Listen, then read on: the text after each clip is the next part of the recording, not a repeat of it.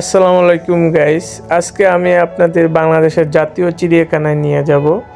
আমার সাথে ছিল আমার বোন আর আমার বাগিনা। ওই যে তারা হাইটা হাইটা যাইতেছে সুন্দর কইরা। তারপরে টিকিট কাউন্টার থেকে 2টা টিকিট নিয়েছিলাম। এই যে প্রথমে ঢুকে গেলাম আস্তে আস্তে চিড়িয়াখানার ভিতরে। চিড়িয়াখানায় ঢুকতেই দেখা হয়ে গেল বেবুনের সাথে। তো চলুন দেখি বেবুন দেখতে কেমন। হ্যাঁ, আর বলে রাখি, টিকিটের মূল্য হচ্ছে 50।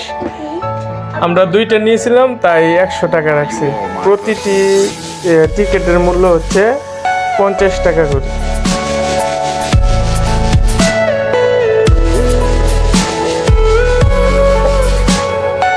এটা হচ্ছে একটা ফিমেল বেবুন।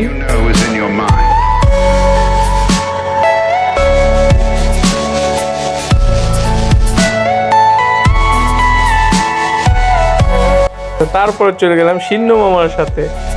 সিন্ন মামাকে দেখতে অনেক মানুষ ভিড় করছিল, তো আমিও ওইখানে চলে গেলাম। সিন্ন মামা খাঁচার ভিতরে ছোটাছুটি লাফালাফি করছিল, এক জায়গায় থাকতে পারছে না, খালি লাফায় আর মানুষ পিছনে পিছনে। আমিও পিছনে পিছনে ছুটতে থাকলাম সুন্দর করে সিন্ন মামাকে যাতে দেখতে পারেন আপনারা সবাই, আমিও দেখতে পারি, তার জন্য সিন্ন মামার কাছে চলে গেলাম। ওই যে সিন্ন মামার জীবন সঙ্গিনী সুন্দর করে শুয়ে রয়েছে। তারপর এটা হলো সিন্ন মামা, যাতে আপনারা বিরক্ত না করেন, সিন্ন মামা যাতে কোনোভাবেই মানুষকে আক্রমণ করতে না পারে ওই দিক নির্দেশনা দেওয়া আছে। ওই যে এটা হলো ফিমেল।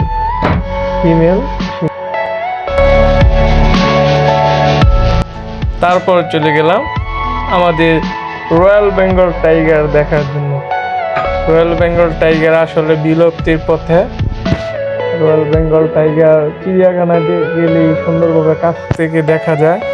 ওই রয়্যাল বেঙ্গল টাইগার দেখার জন্য প্রচুর মানুষ ভিড় করছিল। আমার এই ভিডিও